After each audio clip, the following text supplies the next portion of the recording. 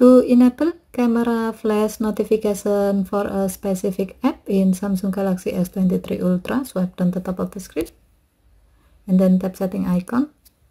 Scroll down the screen to find accessibility. Tap accessibility and then tap advanced setting.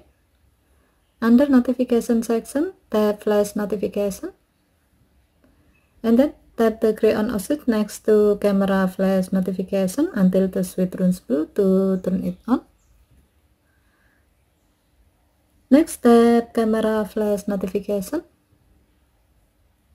If you have just want this feature for a specific app, turn on all apps by tapping the blue on off switch next to all apps until the switch turns green. And then tap the gray on off switch next to the desired app you like to turn on its camera flash notification. As the example, we will enable this feature for Gmail. Find Gmail.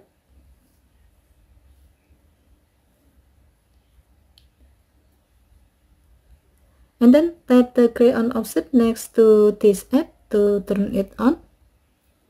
When the switch turns blue, it means that this option is on and your phone will flash the rear camera light to notify you when you receive notification from Gmail. Okay, thank you for watching. Have a nice day.